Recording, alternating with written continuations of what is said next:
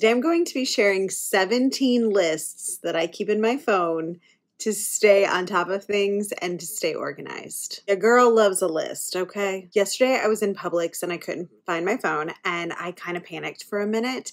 And I think the store manager saw the panic on my face and she said, "Oh my gosh, you have so much on there." She doesn't know me, but we just keep a lot of things on our phone these days. They are a lifeline between us and the world. And as a mom, I needed to connect to my kids when they're off doing other things or when they're with a sitter or in messages back and forth to my husband or my mom. And all my photos are on there, not to mention my Google Calendar and all my lists. As a mom of 4, I feel like I live and die by the lists. This is how I stay organized, how I stay on top of things, how I remember what needs to be done. And so I wanted to share a few lists that I keep in the Notes app on my phone that just kind of help me manage life a little bit more easily. First list I keep in my phone, and I'm going to say this, my meal plan. I will often meal plan on my phone. Sometimes I will meal plan in my planner and then also put it in the Notes app on my phone. So that way I can send it to Jason just so he knows, but also if he's having to cook one night or if I need him to run to the store and grab something on his way home. I could give you a litany of reasons of why you should be meal planning, and I have plenty of videos to help you. I will link them below. Here's a hint. You will save a ton of money and get hours of your life back. But you could break it up just by days of the week. Like we're going to just do dinners, Monday night is sheet pan, Tuesday night is tacos, Wednesday night is hot sandwich, breakfast, lunch, and dinner. Add your snacks in there. My kids will ask me what's for breakfast this week because it kind of removes the mystery. It makes life flow a little bit more easily. It tells them what to expect. Number 2, track your medications in a situation where you have a sick kid. And this is something that has come in clutch for me multiple times as a mom of 4 when I have more than one kid who's sick and maybe I'm, different children are running fevers. Maybe one kid's on a prescription. Maybe one kid's on a different prescription. There's antibiotics, there's Tylenol, there's Motrin. There's a lot going on, particularly when they're little. And if we don't track, disaster can happen. And so just being like, "Hey, Siri, can you add this to the Notes app?" And, saying what time I gave medication, what the dosage was, and which kid. And that way I can keep track of things. This was really helpful a few years ago when all 6 of us had COVID at the exact same time. And I had one kid running a really high fever and one kid whose temperature I couldn't keep up. It was a lot. Just keeping it runs the risk of you not over medicating. And if you need to go to the pediatrician later, you have documentation of this is what their temperature was. This is what I've done. It's always helpful. Books you've read or books you wanted to read. It's raining. Oh, isn't this cozy? Do you have your little mug and we're having your little cozy coffee time together? But if you love reading like I do and you hear about a new book, snap a picture of it and send it to the Notes app of your phone, and then you have like a bunch of photos of books, or just keep a list with the checkmark function. I'll also keep a list of the books that I have read, so that way I can look back and remember, make recommendations to friends. When I make videos on here, I can share the books that I've read and loved and kind of a little rating. I don't like to use Goodreads. Listen, there are a lot of books I read that I don't tell y'all about because I read trash, okay? And I just don't want that tracking what I read. I would rather do it on my phone.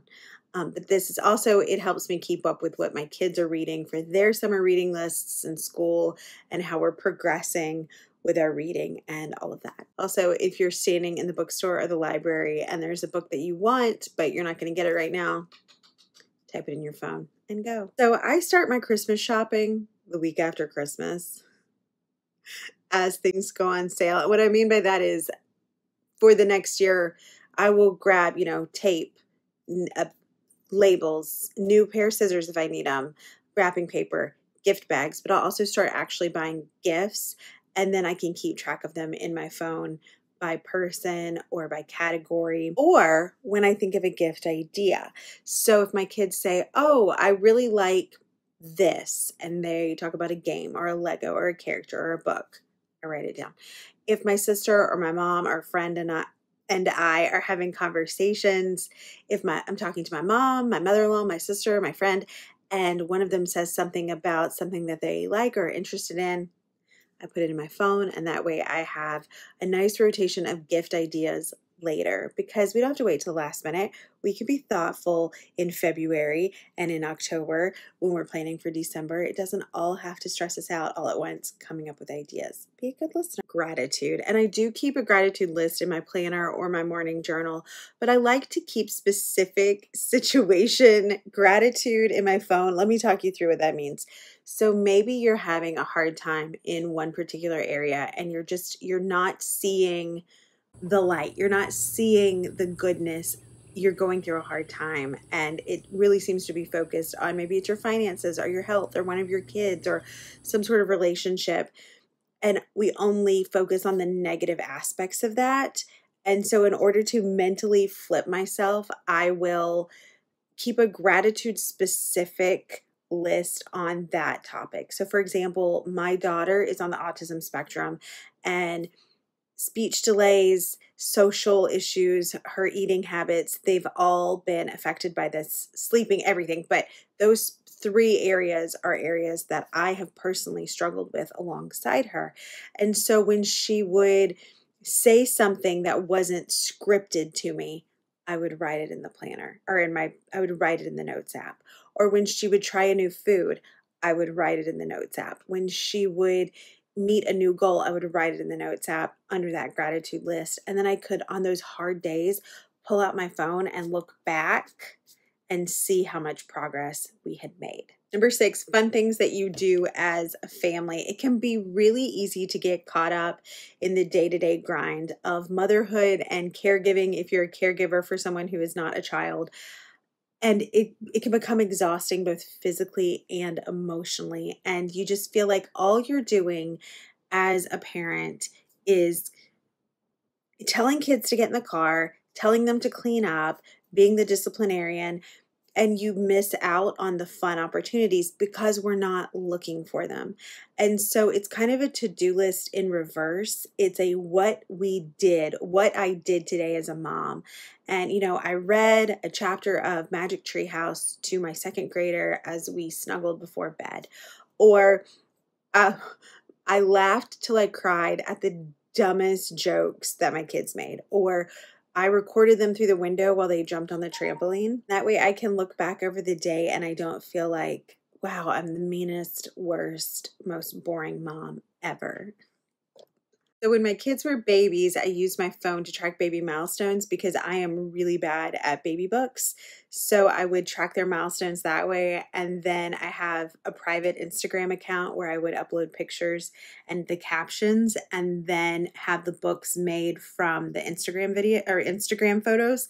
But I still do this with other milestones. They're not babies anymore. My youngest is starting kindergarten this year. If you're a new mom, hold on. I know the part right now feels really long and really slow and endless, but you're going to hit a point when it just starts flying by. But there's still many milestones to go. When your kid gets braces, when your kid loses the first tooth, learns to ride a bike without training wheels, reads their first book independently, shaves for the first time, gets braces. There's so many amazing milestones ahead. And so I use my phone to track those baby milestones. I still have them in my notes app, and I can go back and look back at them, and then I have new milestones. So it's really just this huge long list that started in 2013. It's crazy. Goals. I'm a big goals person. I like to set goals for the day, for the week, for the month, for the year, and I use my phone often to track them. And I also like to do the building blocks that go with the goals. So I use a planning pyramid, and I will link below to a blog post I wrote all about that. But not just making a goal, right? Not just, I'm going to read this entire book this week. The goal is I'm going to read this many pages a day. And so when I do my weekly planning time and I come up with my objectives for the week, I'll often put them in my phone. And then I also make goals for my kids for school, for the summer, for the weekend. Like this weekend, we're going to find that lost pair of shoes, and I'll put it in my phone. But just a way to track goals and progress, but also as I come up with things that I want to do in the future, I can type them in there and they're there. It's basically my brain at this point. Okay, so this next one is a CYA file, cover your assets. For me, it is advocacy when I'm having conversations with the developmental pediatrician or one of my daughter's therapists or her neurologist. I'm going to write down what was said, what was suggested, the questions I asked, and whether or not they were answered. But you can use CYA for anything, for your job. Conversations will be had at work. And sometimes you need to track those conversations. But having that documentation has come through for me so many times. I also do this in my planner where called the roofer on this day, or the AC man came on this day. And then I can look back and see. I do in my Google Calendar sometimes, but just having a documentation of what happened, when it happened, and who it happened with. And so this is a great thing to keep in your notes app, particularly if you are advocating for a kid, if you want things added to an IEP or a 504 plan later, write it down. Business ideas.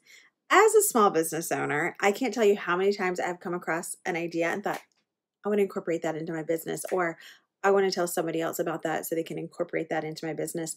And then I never think of it again. I'm like, I know I had a great idea. Notes app, girl. Put in your notes app. Because sometimes I have ideas in the most random places, like the frozen food section of the grocery store, or at a red light, or in the middle of a conversation with a friend. And I am so sorry because it is so rude to just put your phone in the middle of a conversation. But sometimes I remembered, I just threw that on the floor. I remembered what I needed to do. So I need to write it down right now. A procrastination list. Hi, as the queen of procrastination. There are things that I put off doing because I think they're going to take too long or I just don't want to. And in fact, I have a video on how to get yourself out of procrastination station, and I will link it below. If there are things around your house that you've put off doing, if there are things in your life that you have put off doing, if there are appointments that you need to make a procrastination list. Pick 5 things, 10 things, however many, write it down, have the list. Once a month, look at the list, pick one thing, check it off, and move on with your life. Your kids' current clothing sizes and shoe sizes. So that way, when you're out shopping and they're not with you, if you're thrifting, if you're at a consignment sale, if you're at a clearance sale at the mall, you have the information with you, and that way you can stock up, you can get the next size if you want to. So a list of things that you want to thrift. So right now I'm on the hunt for some patio furniture. I'm on the hunt for a basket with a lid, like a nice size basket with a lid. Recently I was on the hunt for cork boards. I found 2 of them that were a great size for $2 at the thrift store. But I keep a list of things that I want to thrift because I'm trying to thrift first. And then when I see it, there it is, I can grab it. But I also kind of keep an idea of what I'm willing to pay in that list.